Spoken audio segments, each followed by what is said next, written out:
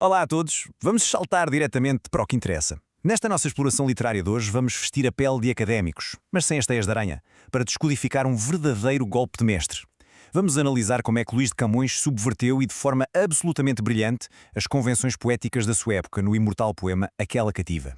Não precisamos de perder tempo a provar que Camões era um gênio, isso é mais do que aceite. O que vamos dissecar, peça a peça, é a engenharia fascinante por trás desta composição tão peculiar.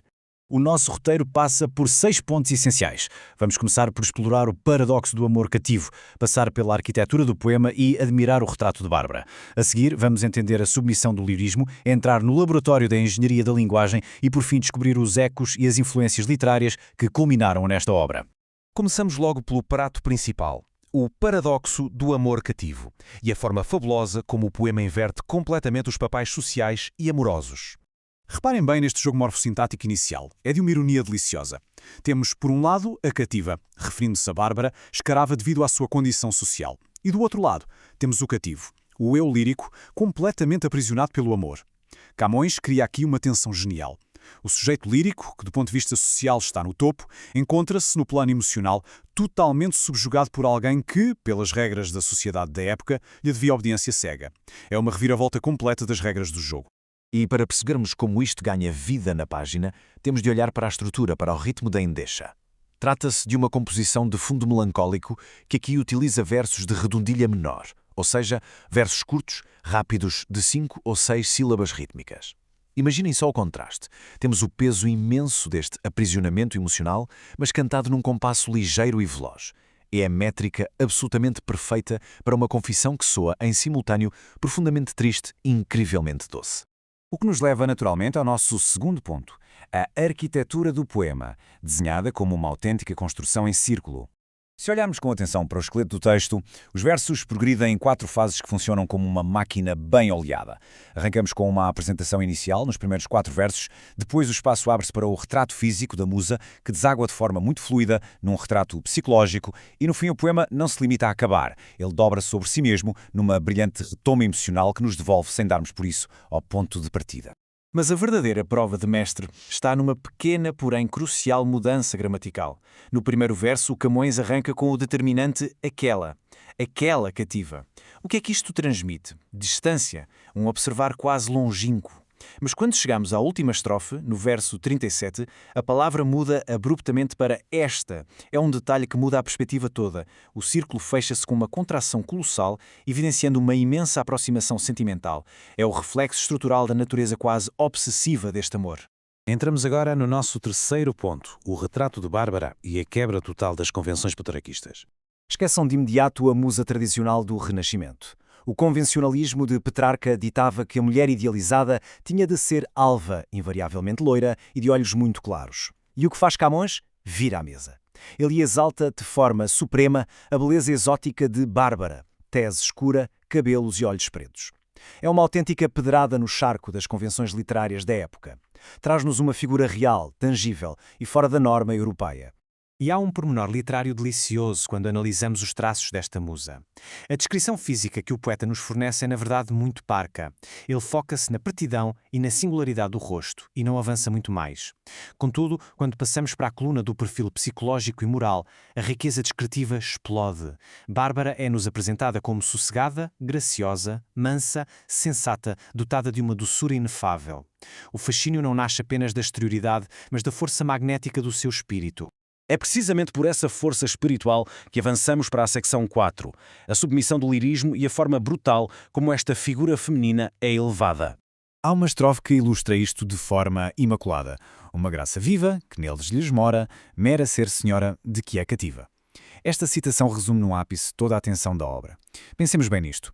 Através de uma graça viva, de um porte magnético que é natural aos seus olhos, uma mulher sujeita à escravatura assume sem ponta de esforço uma postura de verdadeira senhora, dominando por completo quem a deveria dominar.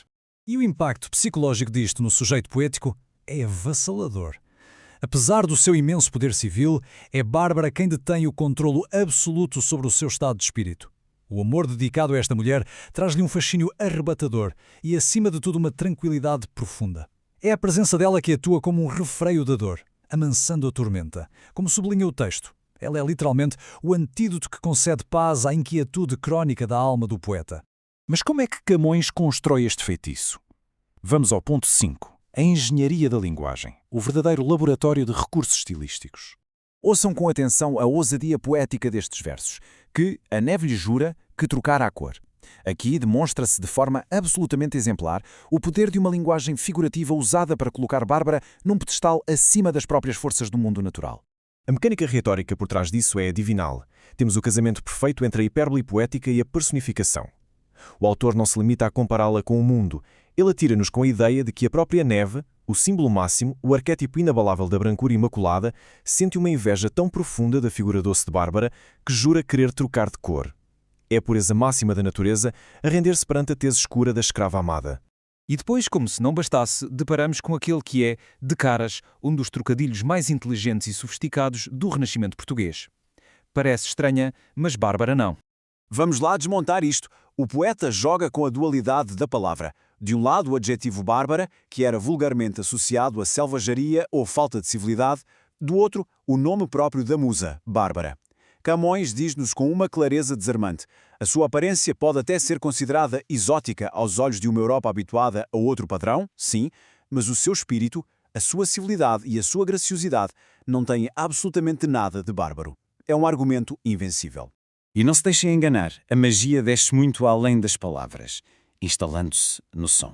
Notem a aliteração, a repetição marcante da consoante V e da sua ressonância ao longo do poema.